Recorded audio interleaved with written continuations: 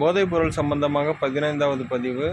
அரசாங்கத்தால் விற்கிற மதுவை வாங்கி குடிச்சிட்டு அவங்க எப்படி அரசாங்கத்தால் விற்கிற ரூல்ஸ் அண்ட் ரெகுலேஷனை ஃபாலோ பண்ணுவாங்கன்னு நீங்கள் எதிர்பார்க்குறீங்கன்னு தெரியல.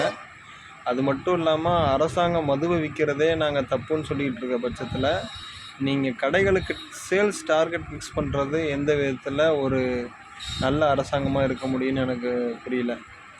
அது மட்டும் இல்லாமல் தனிப்பட்ட மனிதன் ஒருத்தன் குடிக்கிறது குடிக்காத அவனோட விருப்பம். ஆனால் நீங்கள் சேல்ஸ் டார்கெட்டை ஃபிக்ஸ் பண்ணி அவன் குடிச்சே ஆகணும்னு கட்டாயப்படுத்துகிற மாதிரி இருக்கிறது ஒரு மோசமான நிலைக்கு தான் கொண்டு போய் நம்மளோட சமுதாயத்தை தள்ள போகுது.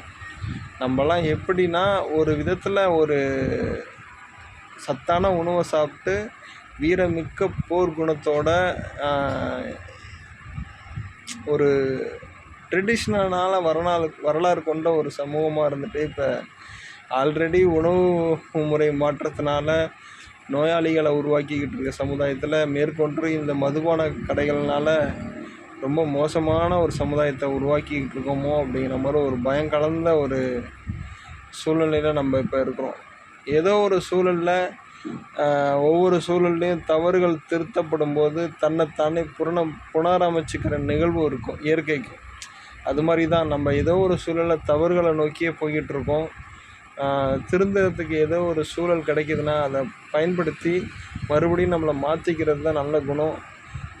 இந்த சாராய கடையிலேருந்து கிடைக்கிற வருமானத்தை வச்சு நம்மளோட நாட்டை வளமானதாக மாற்றிடலான்னு நினச்சிங்கன்னா ஒரு ஊனமுற்றோரை அரியாசனத்தை ஏற்றின மாதிரி தான் ஒரு கதையை அமைஞ்சிரும். அதனால் சொல்கிறேன், இந்த மாதிரி ஒரு சூழ்நிலை நிலவக்கூடாதுன்னா முதல்ல அரசாங்கங்கள் மதுபான கடைகளில் நடத்துகிறத முதல்ல நிப்பாட்டணும், அப்புறம் கட்டுப்படுத்தணும், அப்புறம் தடை செய்யணும். இதுதான் என்னோடய வேண்டுகோள். நன்றி, வணக்கம்.